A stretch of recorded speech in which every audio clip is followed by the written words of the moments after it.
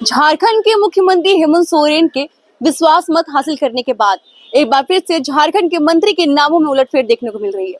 आपको बता दें कि आज हेमंत सोरेन के 3.0 में कई मंत्रिमंडल के विस्तार किए गए हैं।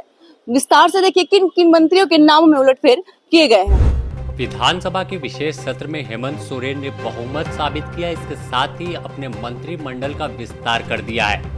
कई नामों पर चर्चा लगातार चल रही थी, लेकिन द न्यूज पोस्ट शुरू से ही यह खबर दिखा रहा था कि किस तरह से बादल पत्रलेख के पर कतरे जा सकते हैं। इनके जगह पर महगमा विधायक दीपिका पांडे सिंह को मौका दिया जा सकता है।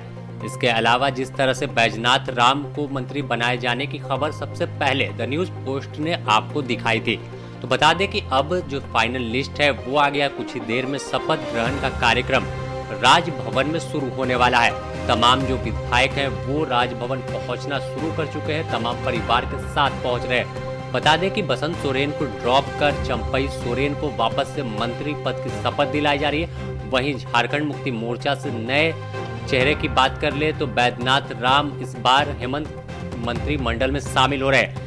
अगर बात करें जिस तरह से पुराने चेहरे भी कई हैं जिन्हें रिपीट किया गया, जिसमें बेबी देवी है, मिथिलेश ठाकुर है, दीपक बिरुआ है, जिन्हें चंपाई सरकार में मंत्रिमंडल में शामिल किया गया था। इसके अलावा हफीजुल हसन जो है वो मंत्री पद की शपथ लेंगे। अब कांग्रेस की बात करें तो कांग्रेस से बादल पत्रलेख का जो है ड्रॉप आउट किया गया, उनके जगह पर महगमा विधायक दीपिका पांडे सिंह को जगह दी गई है।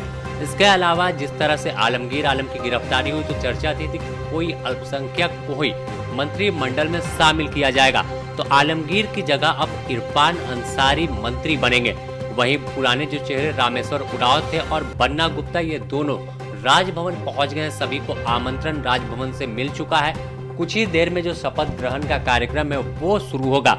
अगर देखें तो साफ तौर पर हेमंत 3.0 जो सरकार चल रही, तीसरी बार हेमंत सोरेन मुख्यमंत्री बने, तो इसके बाद से लगातार चर्चा थी कि क्या मंत्रिमंडल में बदलाव होगा या पुराने लोगों को ही लेकर हेमंत सोरेन आगे बढ़ेंगे।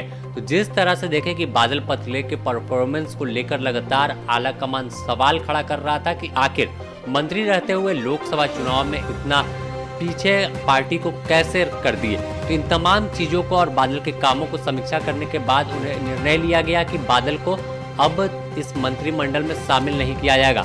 और खासकर जो लंबे समय से मांग झारखंड में उठ रही थी कांग्रेस की महिला विधायकों के द्वारा कि कोई महिला विधायक को मंत्रिमंडल में शामिल किया जाए, तो यही कारण है कि दीपिका पांडे सिंह जो काफी अनुभवी हैं, शुरू से यूथ कांग्रेस के टाइम से कांग्रेस से जुड़ी हुई है, तो अब इन्हें एक बड़ी जिम्मेवारी दी जा रही है। हालांकि कम समय है और कम समय में ही तमाम जो चीजें हैं उसे लेकर आगे बढ़ने की कोशिश इनके द्वारा की जाएगी। Bureau report, the news post, Ranchi.